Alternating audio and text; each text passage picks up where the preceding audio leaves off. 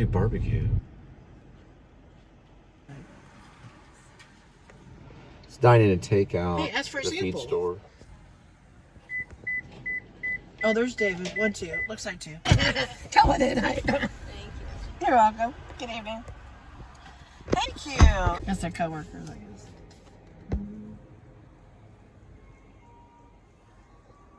Oh, that's good coworkers.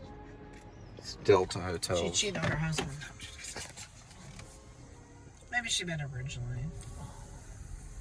You always go for the negative, don't you, Debbie Downer? That looked like me. Anyways, where are we going now? I don't know. I guess we got another one. I didn't know we did. No, I didn't. Pick up Paul. I didn't know that. Yeah, I guess we go pick up Paul. You didn't tell me that. I don't know. I guess it went through and we couldn't hear anything because of the radio. Oh. They have a movie theater over here and a Barnes & Noble, which is where we're headed to.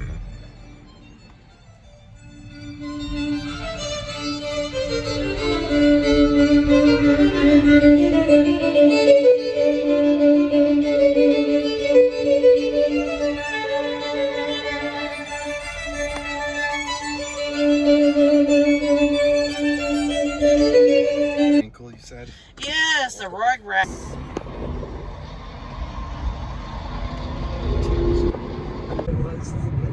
Yeah, so you always kind of tell it in 3. So you tell, you know, the joke about this fat guy smoking a cigar, and then okay, and then the brick, then the cigar. Yeah, the stars gave us. I can't tell if he's a writer or not. Definitely educated. Been talking. Kind of dorky.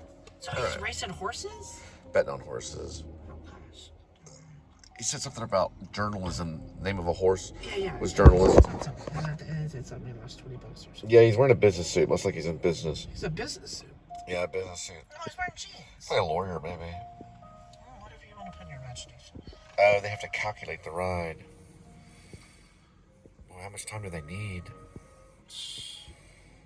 We didn't even know we had that order. Hang on. I don't even know if they calculated it. Oh, they did. They didn't show us what they calculated. Yeah, no. Not yet, but we'll find out. All right. This is gonna be like a bunch of little Deep Ellum ones. Let me see something. All right. It's a Walmart neighborhood. It's okay. We'll just get his groceries. Okay. What we'll do is we'll go ahead and help him out, and then we'll just head back and then switch to Dash.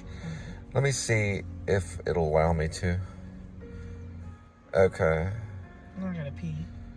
No, eventually we're gonna have to get gas too. I see. I gotta say this for a second. Because we're gonna figure out how to do that before we get involved with the whole Dallas crowd right now. Turn it off. It says rights hidden. Don't know what that means. We'll pick him up though. It should be like right somewhere. Interesting. Okay. We'll figure it out then. Go ahead and plug it in into the center of the bottom of the phone. Wait, There we you don't know go. how to put it offline? Now, be careful when you plug it in too.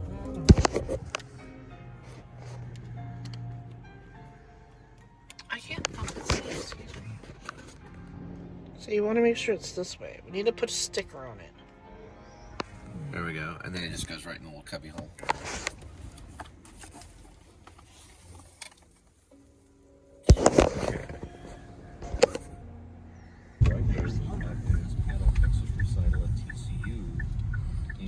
Can you wait here while I go get my beer?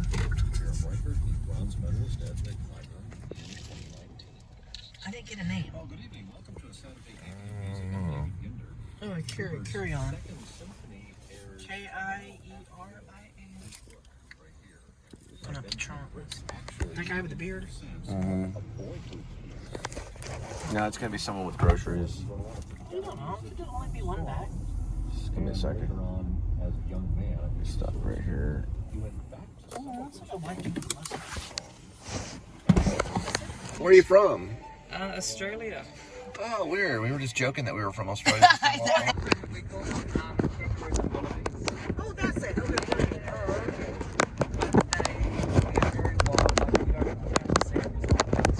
Oh, okay. Oh, okay. Just like over here in Texas, I thought you see a lot of deer. T-Rex kangaroos. Were you in the pouch with the 3 babies? What do you call the babies in the pouch? I know it's a marsupial. Jellies. Oh, jellies. Jellies. So the babies are jellies. So what do y'all call shrimp? Okay. Okay, I didn't quite get that. Why is it called Barbie? Oh, Barbie on the bob. Barbie on the barbecue. Yes. Oh, like Outback. Gotcha. Oh, so it's shrimp on the barbecue. Shrimp, correct. Shrimp on the barbecue. I thought Barbie was a type of shrimp. Oh, no. Barbie's just short for barbecue, but I'd never actually say barbecue. Me like Foster's beer. Oh, really? Well, yeah, I love Foster's beer. The blue can or the green can? Yeah, Foster's. Oh, that's awesome. Does it have more alcohol? The blue one, yes. No, I meant like one time I went to Jamaica, Yeah. and the Jamaican beer had more alcohol in Jamaica versus America. So I just went, yes. It's the same. It's like You think so? 4.5%. Okay. Okay. How long does it drive from Fort Worth for you guys? It just depends on traffic, but usually 30 minutes. Oh, that's good. I mean, if you go like 100 miles per hour, Yes. yeah. But usually we don't, so it could be 40 minutes. Yeah. 28. Okay, so you lose a day and then okay, gotcha. Thank you. Bye. The other 28 hours. Are they honking at us? Yeah, he was seeing if I was filming right there. Who? He did. I said I really like Mel Brooks, and then I meant Mel Gibson. He thought that was funny. I was like, I really like Mel Gibson. Who is Mel Brooks? He's like a comedian. He's the one that discovered David Lynch. No, there's another Mel Brooks. There's Mel Brooks, but there's Mel Brooks. He did Flaming. Was it Flaming Saddles? Blazing Saddles. Not Flaming Saddles, but Blazing Saddles. And I said I liked Mel Gibson. No, Mel Brooks is like the But what's the director difference? of Price is Right. Right. There's another Mel Brooks. No. There is a Mel Brooks. Yeah. It's the Wheel of Fortune. Wait, no. Oh, the Wheel of Fortune. Something. It sounds very familiar. Right. Boy, I wish I had a Wheel of Fortune. Or a wheel with a fortune on it. I was joking. Hey, iPhone 16 Pro. Oh, advertisement. This is where they always advertise. For the iPhone 16. Let's look. The iPhone 16 Macintosh. iPhone 16 Pro has the Cine Masterpiece. Yes, it's a cinematic camera. So if I get the iPhone 16, we're in business. We'll start making cinema. So it's supposed to look kind of like a movie camera when you film with it. The Cine Masterpiece. You gotta get the Pro though. Then it's gotta be 16. The iPhone 16. Let's see where we're at. Wait, if he's leaving tomorrow, why do you get so many groceries? Unless he's buying for a neighbor. We're by the Trammell Crow Center, right over this way. And if you look here, you'll see the Catholic Foundation Plaza for all the Catholic and the priest. Then, if you look over here, you'll see the Dallas ISD, the Franken Howard Hallam Plaza, and don't forget about the General Consulate, which is right over that way. And of course, now is only for the time being. Huh. Is that a positive statement for Dallas? Now is only for the time being. What's that mean, sweetie? It means now is now. For the time being, as long as you can be.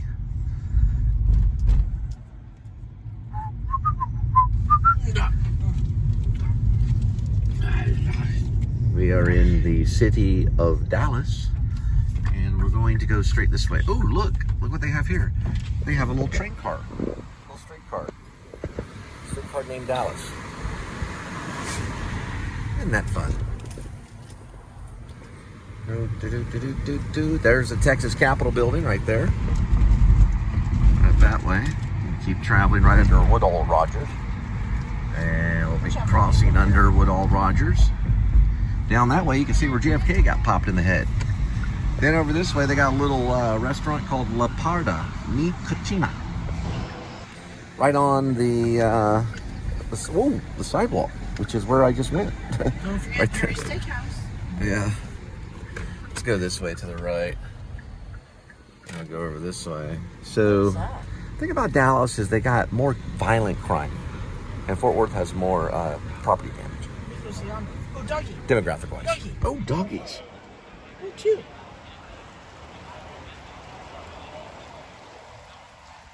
Come on, take a dump. If it does take a dump, you better pick it up. There's the computer building. I always call it the computer building. You know those buildings always have like a nickname? Right over this way is a computer building.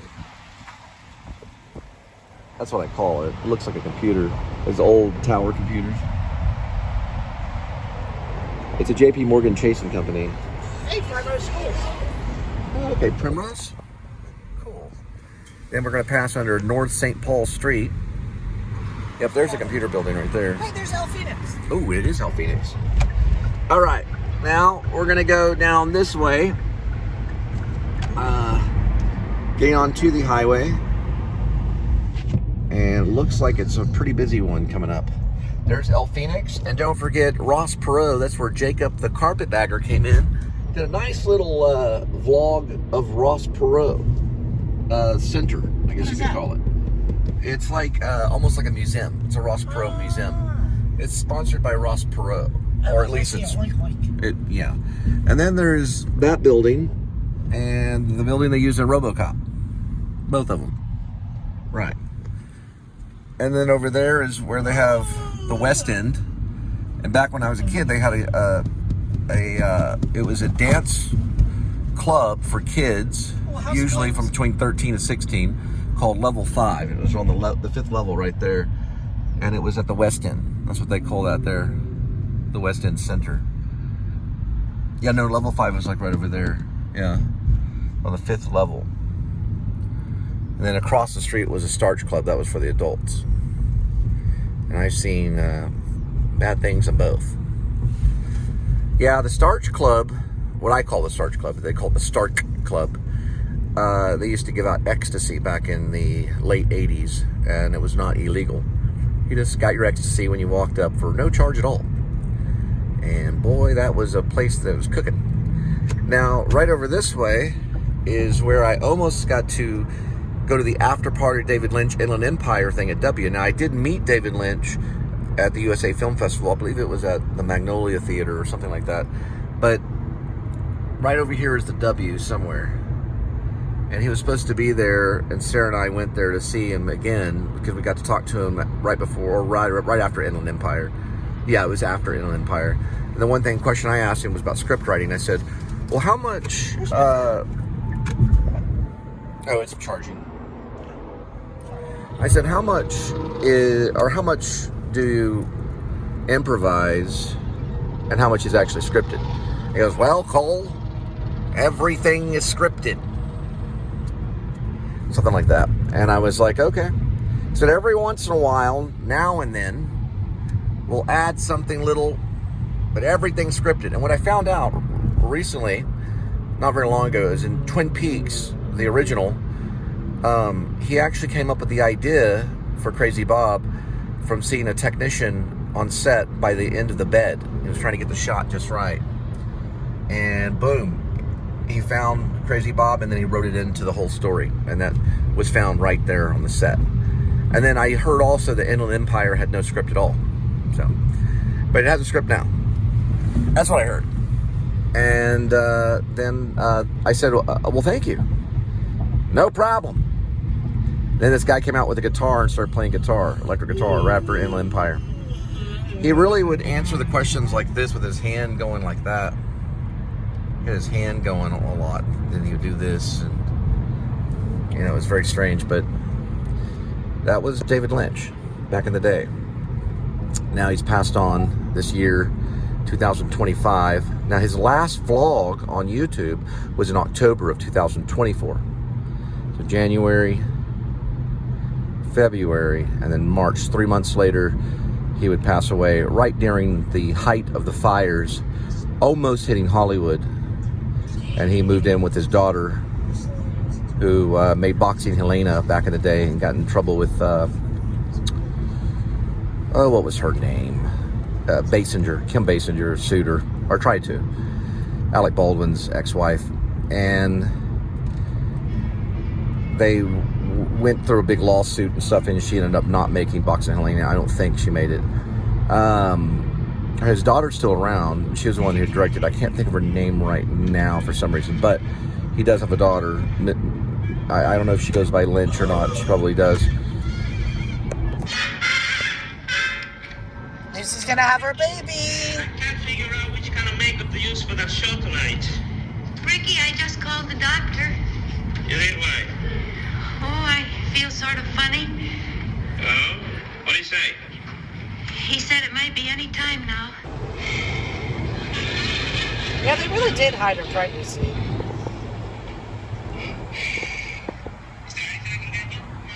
So she's really pregnant right here in real life. So in real life, she has Desi Arnaz, and then she has a Lucy. Yes, honey, I'm fine. Now you just sit down and She's relax, firstborn. huh? They're 1 year, 7 months apart. The son was born January 17th. The daughter was Hey, is it time? Now, honey, calm down or you're gonna fall apart. Why don't you do...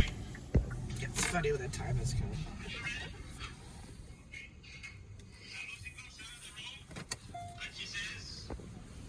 Time has come. Go.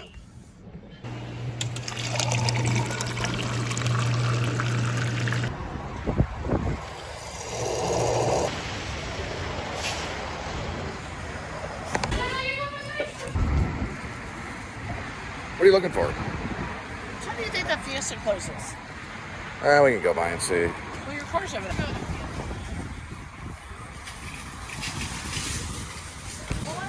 So when my dad took us to Disney World, we filled one of these babies up with pennies, dimes, well, pennies, nickels, dimes, and quarters. And it was enough to get to Disney World back in the 80s. That's when I went to Epcot Center, and they had a, kind of like this almost, it was like a computer that stood up, had a screen, and you could design a roller coaster on it. That's when I really got into like designing stuff, you know, because when you're editing and stuff, you design the way the ride goes on the show, you could say. It was just like one of these, and it had a little slit right up here, and we would drop our pennies, our nickels, our dimes, and quarters over probably a period of about a year or so, and it would fill all the way up to the top, and it was ready to go to Disney World. We also got to see Space Mountain and all kinds of stuff. The first time I ever went to Disney was Disneyland when I was probably in kindergarten or pre-K. And the second time I went to Disney World, or the first time I went to Disney World, was the second time I went to Disney World was when I was 12. Never been back since. But that's what we did. We filled this puppy from pennies, nickels, dimes, quarters. Nowadays, it would take 3 of them, probably just to get into the park. Depending on how many pennies, nickels, dimes, and quarters that you stack into the 5-gallon drum and neatly stack it, it could range between $2,000 to $7,000 or even more. In some cases, it could be $1,000, depending on how they're stacked and how many pennies, of course. And in some cases, $1,000, and then sometimes $2,000. So you'd probably need at least 2 of them, probably, if you, depending on how many kids you had. Oops, sorry about that. Probably you need quite a few, depending on if you're going to fly or not, or if you're going to drive. You might could do it on one 5-gallon drum of quarters. Park.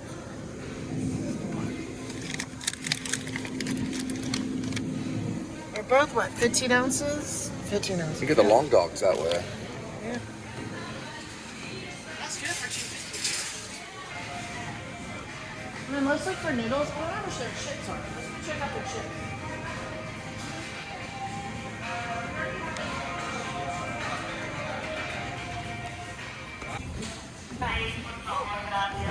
Where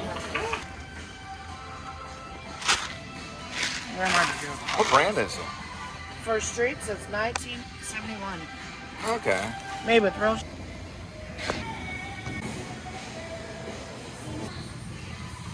And so here at Fiesta, $1.97 for a pound. We're gonna see what the pre-packed stuff is on the beans. What is that?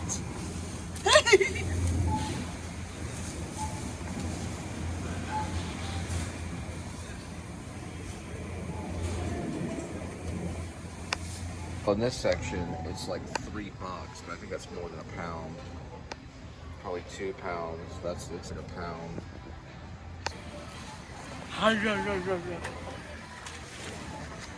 Dogs, you can kind of see they're in there. Sorry. Hot Well, dog, anyway, mac and so that's cheese, 3, that's bananas, 4, that's and then 5, some tuna. 6, and then 7. Mm-hmm. And then we got a bunch of stuff over there. $6.65 a pound. Oh, that's not too bad. No, that's prune pitted. That's this thing. These are different.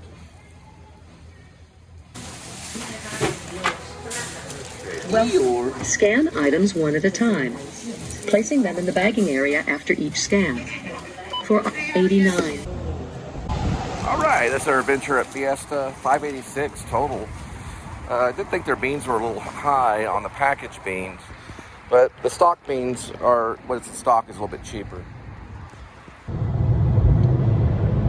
Sign up now in the Regal app or at the link in the show description and use code FilmSpot25. That's FilmSpot25 to receive your discount.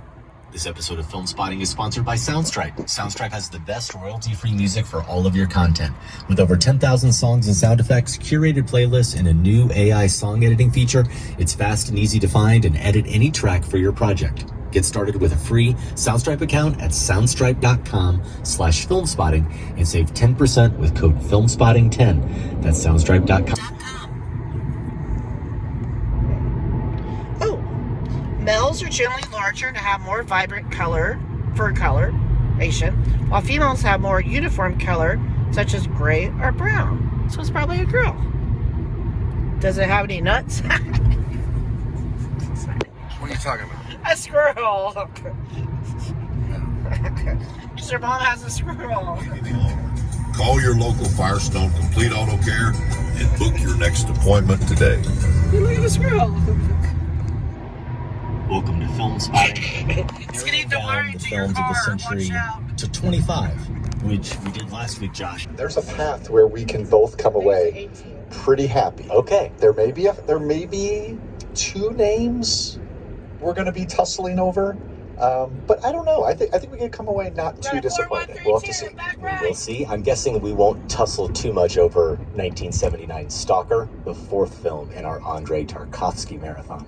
We start with our draft. We're going to make this more concise and call it the Actors of the Century draft. Josh, actors, actresses, all eligible. Producer Sam hates it when I say performers of the century. Yeah, not a fan. The only real rule here is we only get to choose 1 Chris each. Was the Chris's our first draft ever, or was that just a ranking? It was just a ranking. Again to you. That would have been a pretty short draft, right? So sorry, I will never be to you again. Why we're doing it as a draft is pretty simple. Bob. Are we trying to Forget sports you. ball this thing? Try to let Not me really. grow. 1, it ensures 10 unique choices. No overlap, that's the main thing. And then it's film spotting. The stakes, when I don't know if I'm going to get my next pick, it really does change everything. That's why we're doing it that way. Now, did you have any criteria as you set about to prepare for this draft, Josh? I did use, as has been mentioned, our best of the 2010s list as a starting point.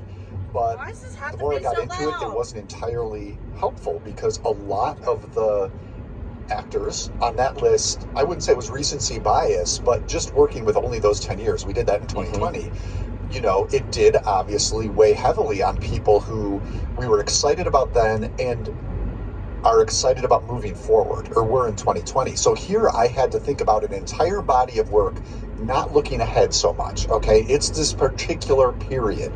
And I thought about this, thinking of speaking of sports balling, in the NBA, you have the MVP, Most Valuable Player Award, and that is a regular season award. It's will be announced, I think, within this week during the playoffs, but really the idea is to look at what the players have done during that season, not their playoff potential or even how they've performed in the first week or so of the playoffs. So I had to think about it similarly. Is that body of work from 2000 to 2025? And then this length of time, 25 years, I found for me absolutely benefited the vets. You know, those who had been doing it pretty much right from 2000 and sustained it up through the last couple of years. That narrowed things down pretty quickly for me for the actors and actresses who... Barbie on a Bob, that's good. Something like Wallaloos or something. I always forget. I was joking about the shrimp on the Barbie. I knew it was barbecue. Decade from 2020. No, it's not Of barbecue. course, I also It's a have kebab. Shrimp on the barbecue. Oh, of the decade. Barbie on the called it shrimp. from 2000s. It's a shrimp kebab. oh, shrimp 21st kebab. century. Yeah, Shrimp on the Barbie Barbie. on the shrimp. On Filmspot. It's on They the used to work in barbecue. Outback. Barbecue. They don't say barbecue, they say Barbie.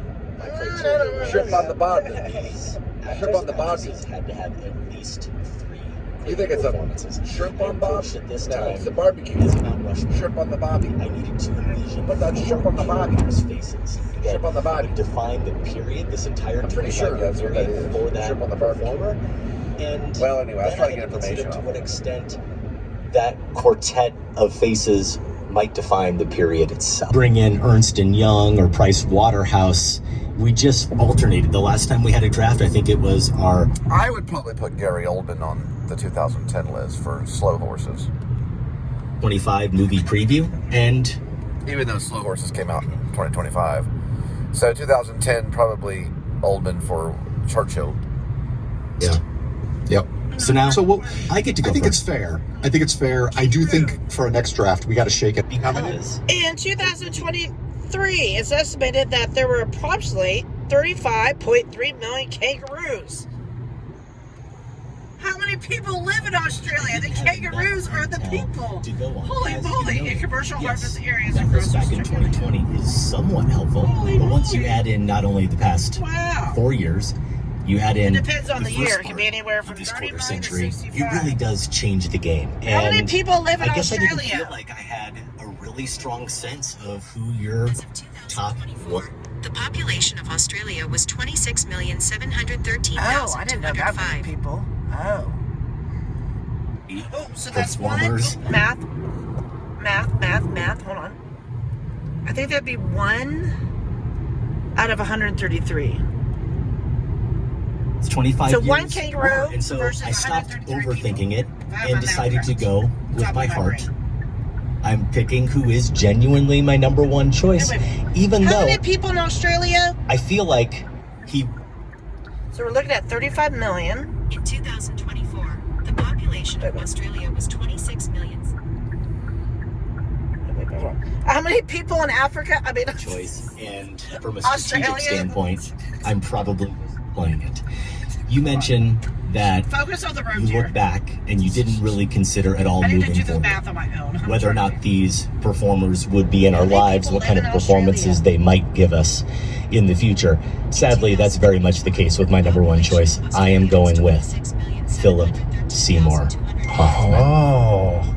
Yeah, I saw some of his work as a director. He was directing off-Broadway More kangaroos. in a play by Rebecca Gilman, who lives out here in Texas, at Texas Tech. She's a playwright. And the play was called The Glory of Living, and it was his directed piece. He's actually a great stage director as well. Probably the reason why he was a great, actor. His best work probably would be between Capote and I would say Love Liza or Love Liza. Those are the two great ones, I think. Truman Capote is one he won for, but Love Liza or Love Liza, A however day you or want to two say it. ago, Josh got an email from a listener, Nate Dean, who said, Adam, I can't believe you have William Miller as your profile pick on Letterboxd, but failed to put Almost Famous in your top 25 films of the century. Almost Famous is my favorite film of all time, so I'm kind of offended. Top of the show was maybe the scene of the decade, him and Joaquin Phoenix. Number 2, Capote, in Capote, for which he won the Oscar. Nate, here it is, number 3 on the Mount Rushmore, a supporting turn, Lester Bangs and Almost Famous. And then rounding out the Mount Rushmore, I'm going to go with Caden Cotard from Synecdoche, New York. And if you want more... Yeah, that one would be good. I do have to put Love Liza above some of his other choices. He probably needs to see Love Liza if he hasn't seen it. That's a great performance. And also a surprising performance with Philip Seymour Hoffman that wasn't listed was Before the Devil Knows You're Dead, or Before the Devil Knows You're Dead, with a Sidney Lumet directed film, who basically is worked with Ethan Hawke as well. So Philip Seymour Hoffman and Ethan Hawke worked together in that film. Great. How about Lumet's Before the Devil Knows You're Dead opposite Ethan Hawke?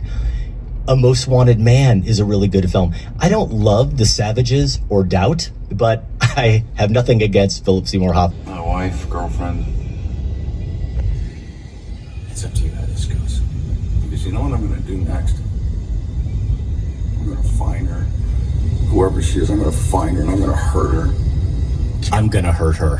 Josh, I watched that scene again today, just trying to put my finger on what Hoffman is doing there that makes it so special, that makes it something you do remember. That exact line reading, it's something about him up like this, and he is sure he is pay him back for this. It's not the performance or the movie that will define Philip Seymour Hoffman's career or this period, but it is one I love.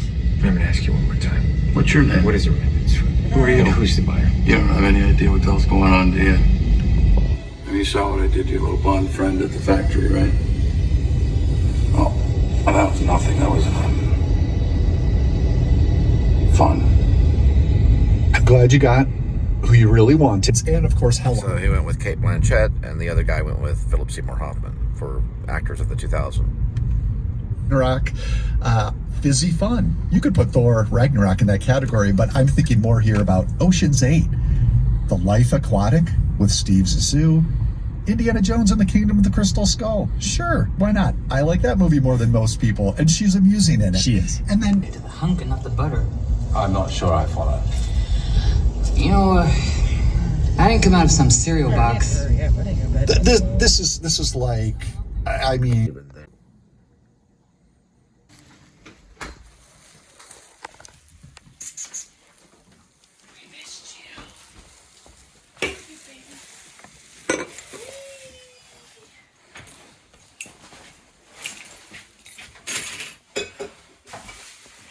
Dirty shoes, please. How many times do I have to tell you about the fucking dirty shoes?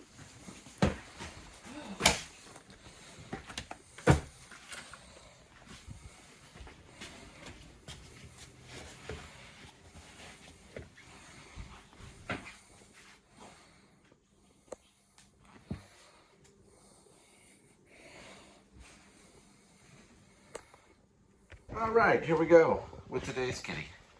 There is but one kitty with 9 lives, and each life has a number. Numbers 1 through 9. Swirl the cat food. Pick a cat food. Friskies Indoor Meaty Bites. It's saucy seafood, baked with garden greens and sauce. I guess it's saucy seafood bake. No, whatever.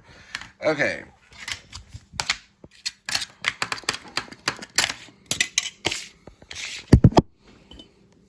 Going with the mini bites, kitty.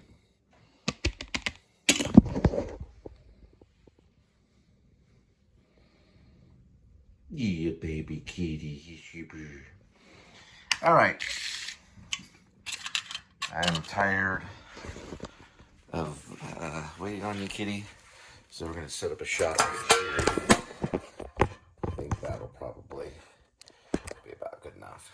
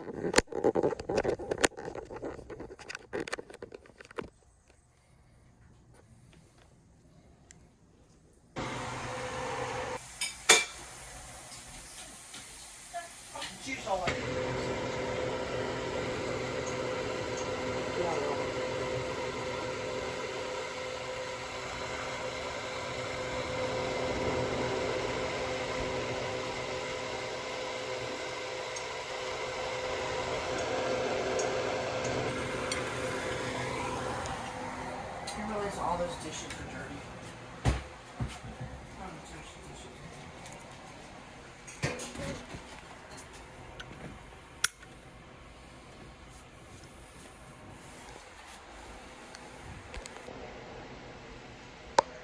Che se può mandare pepe e io delle beatings we mo sipe tepe kakamatete pete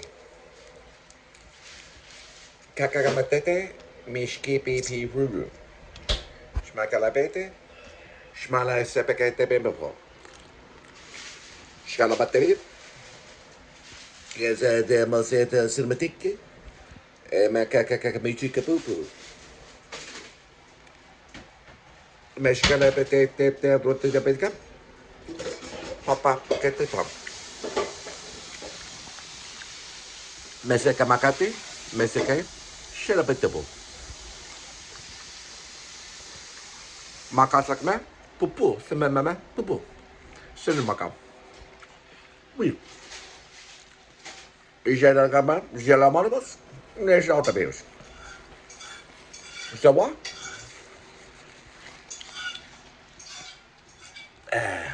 Parlez-vous? Vous êtes bon.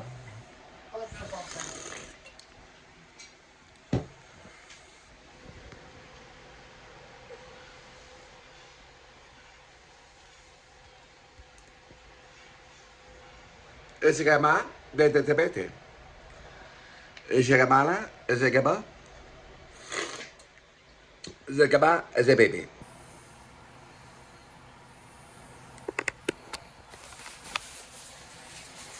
The tray or the shrimp cocktail, he just runs out. This was a funny one. I know she was from. She always says that she won't change her mind, but she found an old boyfriend trying to make Ricky jealous. She thought he was short, fat, bald, but he was tall and handsome. She's dancing with me. Because she found an old love letter from his. Yeah.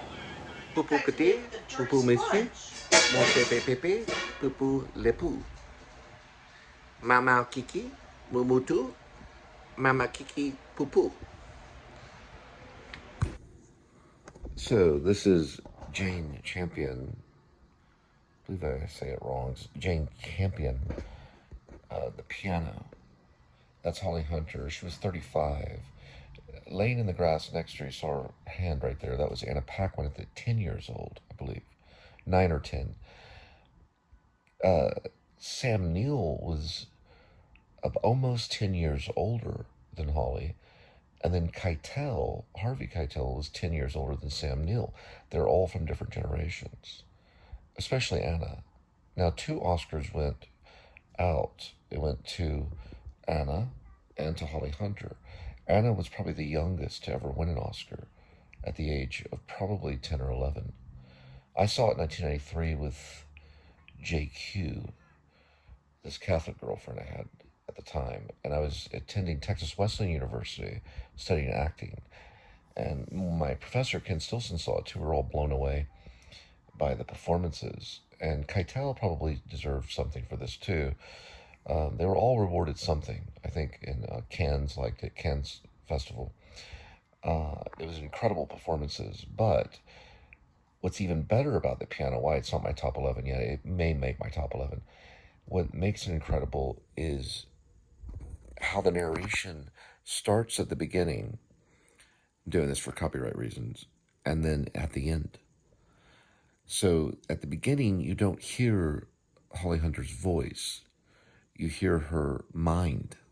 You hear her thinking. And she says it. She says, this is not my voice. This is my mind. Basically her mind's voice. So it was like her inner thoughts. She does not speak in the movie. Now, in the Bible, it does talk about how a woman is not to speak in church. Apostle Paul talks about it. So she writes in a little tablet instead, and she also does sign language, universal sign language. So it's brilliant in the fact that it's very spiritual. I don't know if Jane Campion was making a point about that. She might have been. But her church was the music. It was the piano that she worshipped. Probably more than her own, I guess you could say, appointed husband. Her husband was Sam Neill's character. Keitel plays a native on the island that's kind of almost like a slave to Sam's property and things like that, meaning he does what most natives do, you know, he takes requests and is like a servant. Well, because the piano is so important to her, she goes and gets him, the servant, the native, to fetch it from the beach, because it's been left behind because it was too heavy when she arrived. She was from, I believe, I want to say maybe Ireland. They end up in New Zealand. They never explain what happens to Holly Hunter's character's husband. I'll forget the character's names in a minute, a little bit later. It is on probably my top 15 all-time films, but I only have a top 11 right now. But it would probably be on my top 15 or top 20, definitely. It does have a spiritual kind of music kind of thing. I guess you could call it New Age music. It was Michael Nyman who wrote the music. I think they also call him Michael Nyman. But I have the soundtrack. I actually still have the soundtrack to it. It's a great date movie. And let's see what happens here. Oh, right. Anna Paquin was brilliant. I did see Anna Paquin on stage in a performance called The Glory of Living, which was really, really cool. But this is by far her best work as an actress. It's when she was probably about the age of almost, I guess, around 10 maybe. Anyway, it's a long plot. It's very plot driven, but it's also character driven too. Some would say it's character driven, some would say it's plot. I think it's about equal. I think the plot is important. Now, what ends up happening is she is to marry a man, not him, but she is to marry a man that's basically probably through mail. It's probably done through mail. Something happened to her husband, so she was ordered to go to this island in New Zealand and marry Sam Neill's character, which she does. It was, I guess I'd say, appointed marriage, or it was, the marriage was done on purpose. Mail order bride almost kind of thing, in a way. And she does marry him, but because of her love to the piano, she can't stay faithful. So she goes for the piano, and she goes to the servant, which is the native, and Keitel's character, who fetches the piano from the beach and brings it into his own hut. He lives in like a little village or a hut. And what he ends up doing is he bargains with her because she keeps coming back to his hut, which she's not really supposed to be.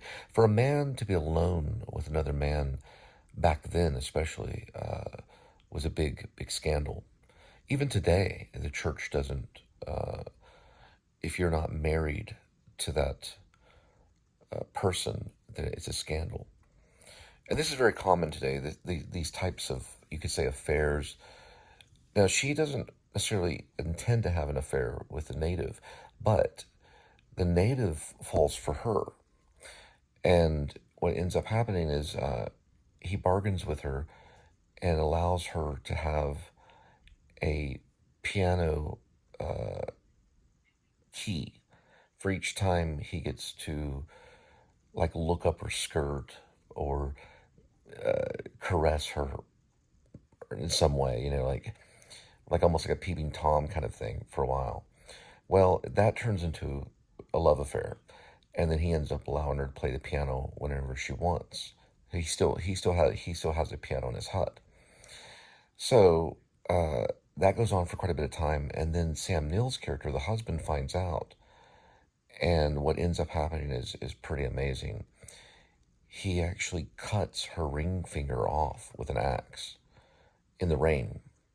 It's rain. There's a sequence in this is brilliant. There's probably that sequence alone is probably, there's a lot of theater in it too. There's a teacher in town that does a play, and anyway, he cuts her ring finger off, and she uses it to play because she loves playing the piano. She falls more for the native than the piano, so she falls madly in love with him.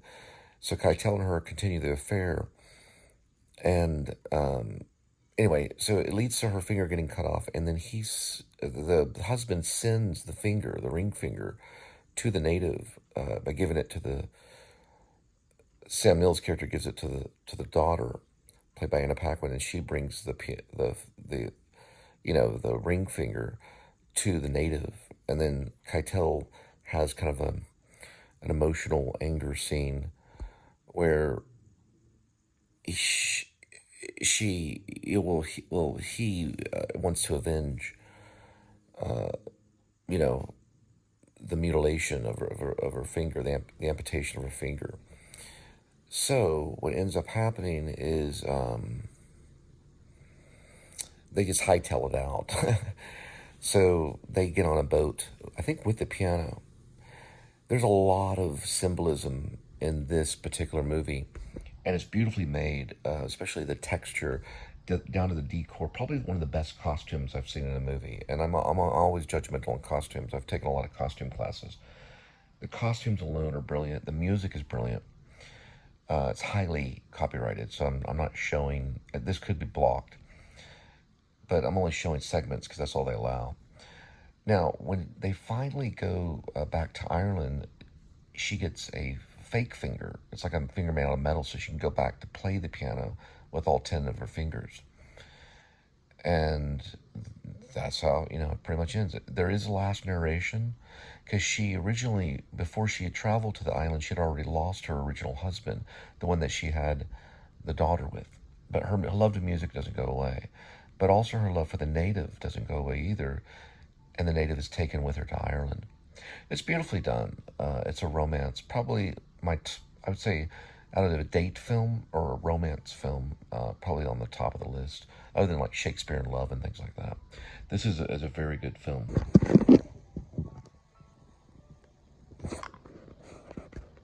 The relationship is very interesting because they start off master and servant, and they end up, you could say maybe friends, and then eventually lovers. That's him looking up her skirt. It's very erotic, and there are erotic scenes on it that I wouldn't be able to show. I do remember his character's Baines. What's interesting about the piano is its use of almost like Hansel and Gretel lost in the woods.